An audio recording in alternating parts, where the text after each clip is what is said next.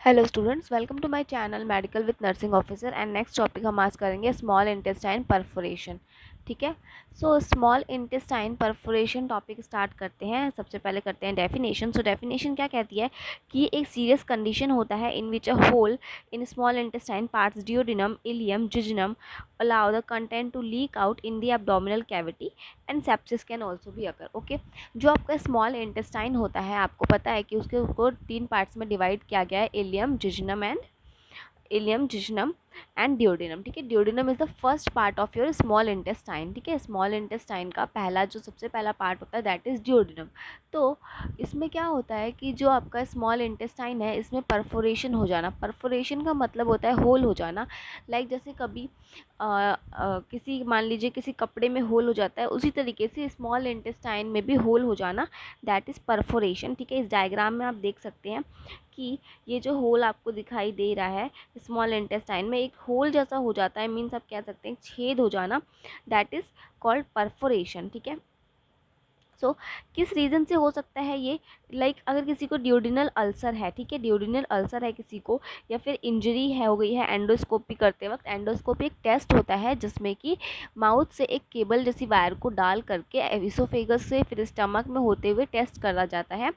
ठीक है, pictures click की जाती हैं, फिर उसको कंप्यूटर स्क्रीन पे देखा जाता है कि क्या दिक्कत है, अल्सर है, क्या प्रॉब्लम है। तो ड्यूडिनो एंडोस्कोपी के टाइम पे मान लीजिए इंजरी हो गई अगर अंदर, तो उससे भी परफोरेशन हो सकती है।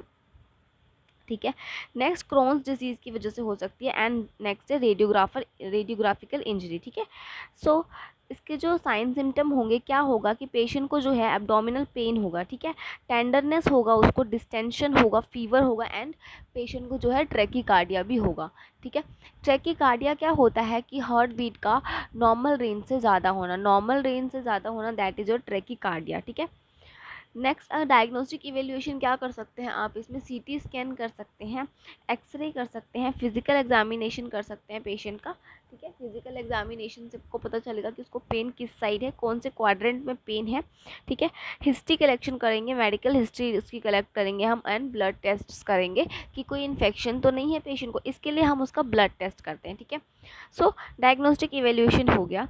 नेक्स्ट मैनेजमेंट की बात करें तो अगर जो वो परफोरेशन हुआ है, अगर वो पेरिटोनाइटिस, फ्लोरोइड पेरिटोनाइटिस, ठीक है, if floral peritonitis is present and the patient is unstable, then it is required to do ostomy। then हम उस केस में ओस्टोमी करते हैं। ओस्टोमी क्या होता है? ओस्टोमी एक ऐसी कंडीशन है जिसमें कि ये एक टाइप का सर्जरी है। ठीक है, सो इस सर्जरी में क्या होता है, स्मॉल इंटेस्टाइन जहाँ से परफॉर्म्ड है, मतलब जहाँ से होल हुआ है उसमें, उसको वहाँ पर एक बैग को अटैच कर दिया जाता है। ठीक है, ये आप डायग्राम देख रहे हैं, यहाँ पर कट करके इंसीजन के थ्रू एक बैग को बाहर की साइड से अटैच कर दिया जाता है, जिससे कि जो भी पेशेंट का फीसेस है वो इस बैग में कलेक्ट होता है, फिर इस बैग से उसको खाली कर दिया जाता है। ठीक है, that is your ostomy. Next है डियोडिनम परफोरेशन। अगर डियोडिनम परफोरेशन है तो उसमें कोई सर्जरी की ज़रूरत नहीं होती, वो किसी बाइलरी स्टेंट से भी जो है ठीक हो जाता है।